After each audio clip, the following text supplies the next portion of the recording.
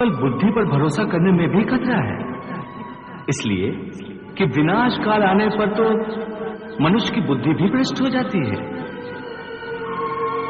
अर्थात जब विपरीत समय आता है तो मनुष्य की अपनी बुद्धि ही उसे गलत रास्ते पर ले जाती है।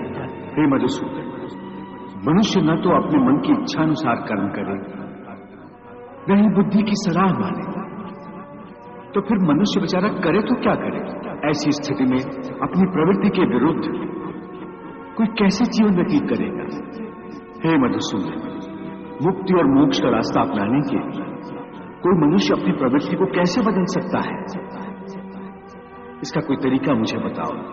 प्रवृत्ति को बदलने से पहले यह जान लेना आवश्यक है कि प्रवृत्ति कैसे बनती है।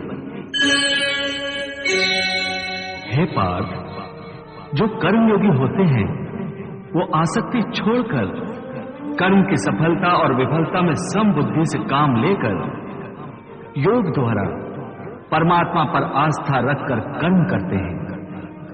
इसे ही समत्व योगा कहते हैं। हे पार्थ, ईश्वर को समर्पण करने की भावना से किया हुआ कर्म फल प्राप्ति की कामना से किए हुए कर्म से कई गुना अधिक श्रेष्ठ है। ज्ञानी पुरुष कर्म फल की आशा किए बिना समबुद्धि योग द्वारा कर्म करते हैं और पाप पुण्य आदि भावनाओं से मुक्ति पाते हैं। पार्थ, तुम भी ऐसी भावनाओं से मुक्त हो जाओगे जब तुम समबुद्धि कर्म का आचरण करोगे। योगस्था कुरु कर्माणि संगम त्यक्त्वा धनंजय सिद्धि असिद्धियों समो भूत्वा समत्वम योग उच्यते। एक बात ध्यान में रखो, फल की वासना से फल पर ही दृष्टि रखकर कर्म करने वाला सकाम मनुष्य उत्तम कर्म करने पर भी कर्मयोगी नहीं हो सकता। ऐसे मनुष्य को ख्याति आदि लाभ प्राप्त हो सकते हैं, किंतु उसे परमात्मा और शांति प्राप्त नहीं हो सकती।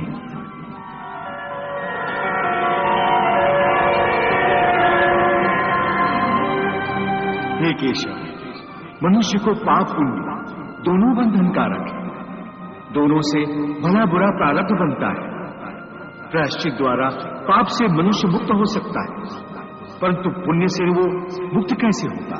हे अर्जुन, पाप पुण्य, सुख दुख, यश अपयश आदि भावनाएं साधारण मनुष्य के लिए हैं, परंतु जो कर्मयोगी होते हैं वो इन भावनाओं से मुक्त होते हैं, आलिप्त होते हैं।